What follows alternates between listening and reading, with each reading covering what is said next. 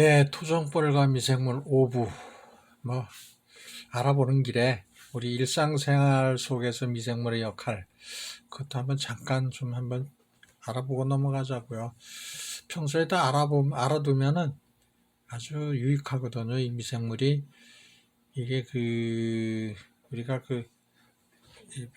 토종벌을 키우면서 갖고 오면 남는 경우도 있고 그런데 그걸 버리기 아까우니까 일상생활 속에서도 한번 활용해 보고자 하는 그런 뜻에서 제가 써보니까 너무 좋으니까 그래서 한번 잠깐 알아보고 넘어가자 한 그런 맥락에서 해봤습니다. 그래서 미생물 사실은 그 영양소 우리가 꿀 자체가 미생물이에요. 그렇기 때문에 이 꿀벌이 그 꿀은 뭐예요? 이 꿀벌한테는 먹이원이에요. 생명줄이죠. 생명줄이기 때문에 이건 이제 인간으로 얘기하면 저기 이제 농사 짓는 거죠. 얘네들도 그걸 이제 이렇게 수집해서 모아놓고 그랬다가 이제 여건이 안 좋을 때 먹고 사는 양식을 비축해 놓는 거죠. 근데 그러기 위해서는 그 안에 각종 효소나 효모 이런 미생물 이거를 같이 이렇게 비축해 놓는 거예요. 네, 그러다 보니까 우리가 그걸 이제 인간들이 그걸 뺏어서 먹어보니까 너무 맛있고 좋으니까 이제 이걸 자꾸 뺏게 되는데 어쩔 수 없이 좀 안타까운 거죠. 사실은 그렇지만은 뭐 어쩝니까?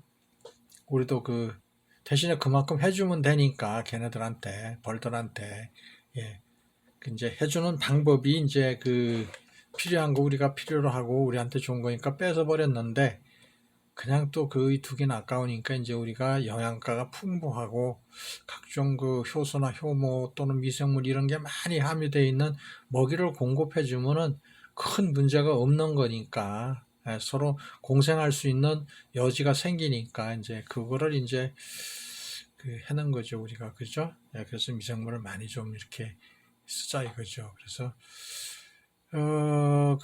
설탕만 먹이로 주는 거 이런 거보다는 우리가 미생물을 거기에 좀 많이 포함시키고 각종 영양소는 그러면 미네랄이나 뭐 이런 거 어떻게 보충해 줄 건가 뒷부분에 제가 설명드릴 거예요. 아주 좋은 방법이 있어요. 그러니까 그런 부분들을 이제 뒷부분에서 한번 배워보시고 어쨌든 이제 미생물 그걸 한번 알아보자고요. 꿀이 미생물이 저기니까 미생물 단지예요 그게. 꿀을 쉽게 얘기해서 이렇게 아무 때고 오래된 꿀이라도 이렇게 물에 타서 이렇게 두면은 발효가 되고 팡팡하게 그걸 밀폐를 시키면 터질 정도로 그렇게 팡팡하게 돼요. 미생물이 활성화된 거죠. 이렇게 휴식 기간에 이 접어들어 있다가 어떤 여건이 애가 활동할 수 있는 여건이 조성되면은 활동을 시작하는 거죠. 살아있는 그런 미생물 집합체예요. 예, 그래서 한번 참고하시고요. 예. 전하요소 이게 꿀을 얘기하는 거죠, 그죠? 꿀을 빨아오면은 그게 그냥 설탕하고 진배 없는 과당과 포도당만 이렇게 되어 있는 그런 이 당인데 설탕하고는 좀 맥이 틀린 게 뭐가 있느냐 하면은 거기엔 각종 영양소 그런 게 들어있죠. 각종 미네랄이라든가 뭐 이런 게 함유되어 있는 거 설탕하고는 좀 틀린데 당 성분 자체만은 설탕과 차이가 없다 이거죠. 이당류라는 거죠. 이당. 과당과 포도당이 결합되어 있는 이당류. 그런데 그거를 바꾸는 건 누가 하느냐? 벌들 장내에 있는 그런 미생물들이 전하효소라는 게 있어요. 그거를 바꿔주는, 이런 그대로 바꿔주는 그런 효소가 있어요. 그거를 분해를 해줘요. 이당류를 단당류로 바꿔주는 거죠. 그걸 전하당이라고 그래요. 바꿔놓은 당, 전하당. 예. 또 그거를 바꿔주는 효소가 있어. 그게 작용을 해서 분해를 시켜서 단당류로 바꿔놓은 그런 이 저기가 전하당. 근데 효모하고 효소는 비슷하면서도 약간의 차이는 있어요. 좀 틀리는 그런 그 역할이 좀 틀린 거예요. 그래서 효모는 우리가 저기 잘 알다시피 뭐 술약, 맥주 이건 효모라고 그러죠, 그죠? 예, 발효 저기 그런 성분이 있죠. 효소는 뭐예요? 이거는 발효하고는 좀 틀려요. 전하 이 어떤 물질을 바꿔주거나 이런 저기를 해주는 결합을 하거나 뭐 이런 역할을 해주는 촉진 물질이에요. 그래서 효모하고 효소는 좀 차이는 있어요. 그래서 전하 효소는 그럼 뭐냐? 전하 어떤 물질을 변형을 주는 거, 전환시켜 버리는 그런 저기 촉매 역할을 하는 그러한 효소를 갖다 전하 효소라고 그래요. 이게 역할을 해야지 꿀이 되는 거예요. 특히 우리 토종꿀은 전부 다 전하당이죠, 그죠? 예. 그래서 이게 필수적으로 있어야 되는 거예요. 그래서 그걸 전화시켜, 변화를 줘놓은 저기를 갖다 전화당. 예. 그리고 저기하고는 설탕하고 그래서 질적으로 틀린 거죠. 그죠? 예, 우리가 정확하게 알아야 될 건 그거예요. 예. 그래서 이 글을 좀 궁금하시면 캡처 받으셔서 쭉 한번 읽어보시면 좋아요. 예. 그래서 효소와 효모는 그런 차이점이 있는 거죠. 우리가 알고 있는 게 좋아요, 이런 거는. 그래서 꿀을 판매할 때에도 왜 이게 토종꿀이 좋은 거냐, 이거를 설명을 할 때에 막힘없이 이런 걸 쭉쭉쭉 설명해주면, 야, 설탕하고, 그렇구나. 이게 효소가 작용을 해서 전하당. 예, 숙성과 발효는 틀린 거예요. 발효는 효모가 작용을 해서 어떤 성분을 바꿔줘 버리는 거거든요. 발효. 예. 그래가지고, 그러니까 우리가 술 담는데도 그게 그 성분 자체가 바뀐 거죠. 그죠? 근데 효소는 바꿔주긴 바꿔주는데 어떻게 바꾸냐? 그거를 특징을 바꿔주는 거예요. 어떻게? 다른 물질로다가 바꿔주는데 틀리다 그거죠. 그래서 이게 이 숙성을 시켜주는 게 전하 효소가 하는 거예요. 숙성하고 발효하고 틀려요. 나중에 꿀을 우리가 떠났을 때 수분 함량이 높으면 불을 끓죠. 그건 이제 저기가 되는 맥주가 아니 술이 되거나 이러는 역할이고 그거는. 근데 꿀은 아니에요. 그거를 성분 자체만 바꾸는 거지 발효를 시키지는 않아요. 뿌리 안에서 불을 끓어버리면 벌들이 그거를 먹질 못하죠. 그죠? 술이 돼버리니까. 예, 그러니까 질적으로 틀린 거예요. 예. 이렇게 보면 앞에 보면 밑에 찜질방이나 이런 데 효소가 역할을 하죠. 그런데 이게 발효를 시키나 이러면은 이게 어떤 저기가 돼요? 열이 나죠. 뜨끈뜨끈해지죠. 그래서 찜질도 되고 우리가 청국장이나 이런 거 효모가 이제 역할을 하는데, 예, 이런 거는 보면 그거 띄울 때도 뜨끈뜨끈 열을 저기 하죠. 그죠? 예. 그 매실 저기를 효소를 만들 때 부글부글 끓죠, 이게. 그래서 그 안에 저기가 삼투압 작용에 의해 가지고 그 안에 매실 안에 있는 어떤 영양소를 다 빼내죠. 빼내는 게 아니라 사실은 매실 안에 있는 저기하고 밖에 있는 설탕물하고가 평준화를 이루려고 들어요. 똑같은 저기로다가 쉽게 얘기하면은 소금 안에 소금물이 밖에 있는 소금물이 10이라면은 매실 안에 들어있는, 다시 바꿔 얘기하면 매실 밖에 있는 물에는 설탕이 10이 있다면 10%가 있다면은 매실 안에는 2%가 있다. 그럼 그걸 매실 안에 있는 거를 설탕이 같이 평균화를 만들려고 들어요. 걔도 같이 10이 됐든 8이 됐든 평균화를 시키려고 들어요. 그게 삼투압 원리거든요. 그 과정에서 거기에 있는 영양소가 빠져나오는 거예요. 뭐가 무기질이나 이런 저기가 빠져나와서 그게 밖에 있는 설탕물하고가 같이 섞여 똑같이 평평하게 되는 거죠. 예. 그런 역할을 하는 걸 이용해서 효소를 만들어내고, 그래서 우리가 매실 뭐 그 엑기스 이런 것도 만들어내고 그러죠. 그런 원리를 이용한 거예요. 삼투압 원리. 그래서 효모는 3대 미생물 중에 하나예요. 또 빵이나 맥주 이런 거 만드는데 그 효소는 생체 내에 존재하는 고분자 생물학적 촉매제예요. 예. 그래 여러 가지 화학 반응도 일으키고 뭐 여러 가지 역할을 하는데 우리가 거기까지 다 그 뭐 하려면 복잡한 거고, 우리가 뭐 대학교 공부하는 것도 아니고, 그러니까 우리 필요한 것만 그냥 이해하고 계시면 돼요. 예. 그래서 효소와 효모는 역시 틀리다. 예, 효소는 우리 꿀을 숙성시키는데 절대 없어서는 안 될 물질이다, 역할이다. 그렇게 알고 계시면 돼요. 예, 그래서 꿀을 발효시켜서 하는 게 아니고, 숙성시키는 게 아니고, 효소가 작용을 해서 이거를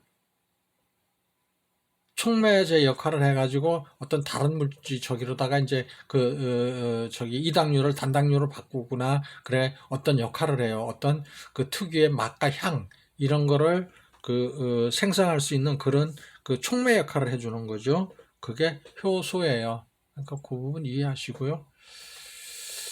그래서 효소 다시 되짚어 보면은 지금 여기 이제 그 효소의 역할이 있네요. 그죠?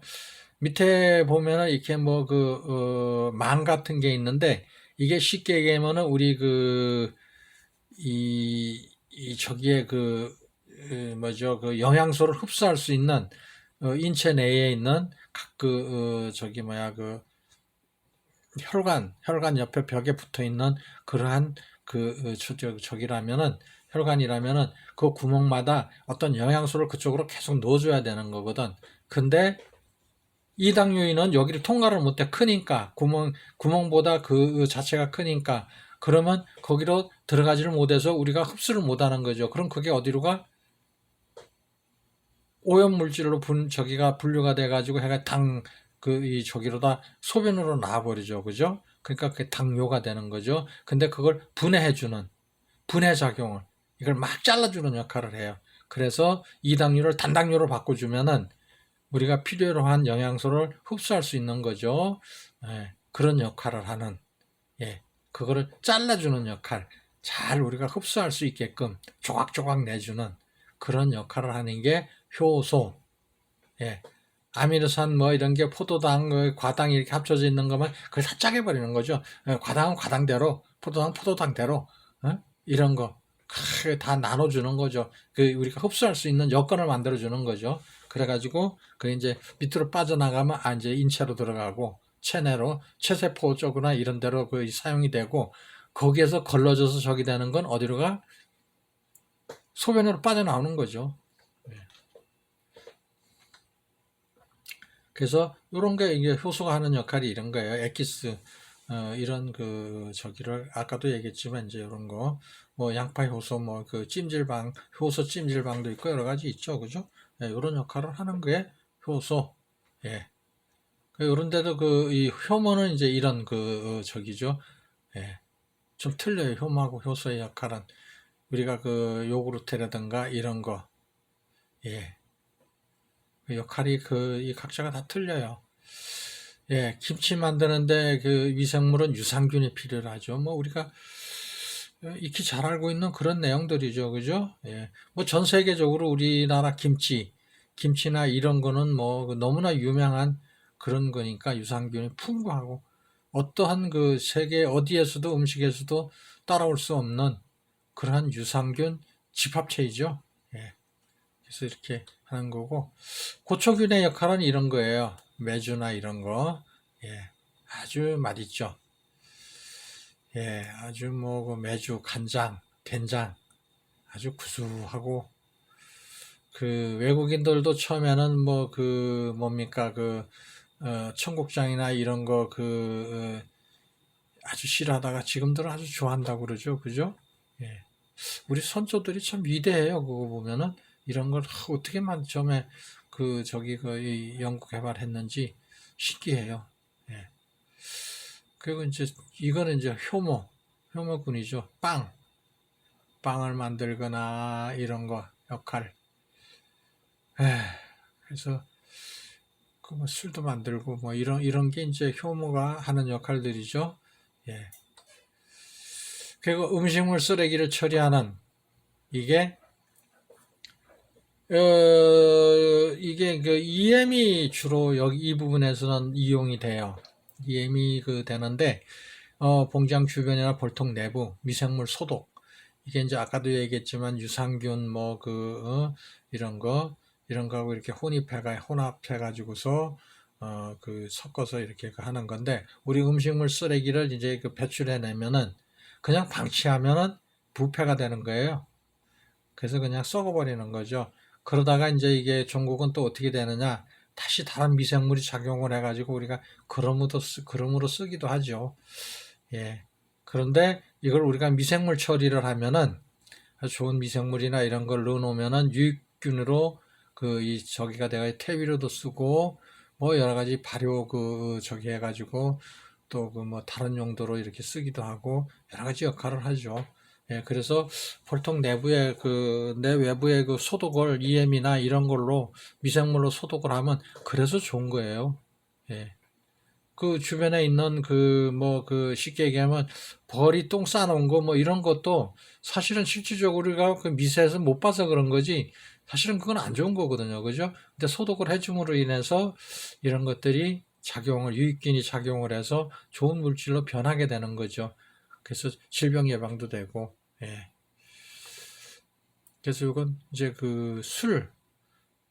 이게 효모, 이 역할을 하는 거죠. 결국은 식초도 술에서 시작이 된 거죠. 예. 아주 강산성이죠, 이게. 그래서 식초 소독이 참 좋은 거예요. 모르셔서 그러지. 식초로 우리가 일반적으로 소독을 많이 하잖아. 그죠? 예. 뭐, 구연산, 뭐, 산이 붙어 있으면, 산자가 붙어 있으면 소독 역할을 할 수 있는 거예요. 구연산, 아미노산, 뭐, 호박산, 뭐, 해가지고 유기산, 이런 게 수도 없이 종류가 많아요. 소독제로 많이 쓰고 있어요. 우리 외국 영화, 뭐, 이렇게 이 서부 영화나 이런 데 보면은, 총 맞았는데 병원도 없고, 그러면 그걸 뭐, 이렇게 칼을 불에 달궈가지고 상처를 헤집어서 이거를 끄집어내고 이럴 때에 술로다가 소독을 하는 걸 간혹 보죠. 예. 그게 바로 알코올의 역할을 하는 거니까. 예. 그래서 또 한 가지 알아두는 거는 미국 제왕나비라는 게 있어요. 이게 참 재미있는 적인데, 제왕나비가 월동을 나기 위해서 2,000km, 4,000km를 날아요. 미국의 멕시코 그쪽으로 날아가요. 그랬다가 월동을 나고서 다시 제자리로 돌아와가지고 산란을 하고 또 이렇게 하는 그런 적인데, 이게 나비 한 마리 무게가 해봐야 뭐 이 몇 그램 정도, 뭐 1, 20g 이 적인데, 이게 4,000km를 이동한다는 게 우리가 도저히 이해하기가 어렵죠. 그죠? 이 미약한 저기가 저 날개짓을 해서. 근데 재미있는 거는 이 벌이 이동을 하기 전에 이 자기들이 살고 있는 근동에서 염분이 가장 많이 함유되어 있는 그런 물가나 이런 곳을 찾아가서 염분을 흡수하는 거예요. 많이 빨아들이는 거죠. 그러고 나서 여행을 시작해요. 그런데 밑에 미국 에밀리 스넬 루드 미네소타 대학 교수팀이 이 저기를 연구를 했는데, 어떤 거 저기를 했느냐, 염분, 전해질이죠. 전해질. 이게 나트륨이라고 얘기는 했는데 이제 이게 전해질이거든요. 근데 곤충의 날개에 힘을 키워주고, 예, 그리고 근육의 지속적인 힘을 공급해줄 수 있는 그런 근력을 키워준다는 거예요. 이 소금의 역할이. 그래서 굉장히 중요한 역할을 한다는 거죠. 전해질이.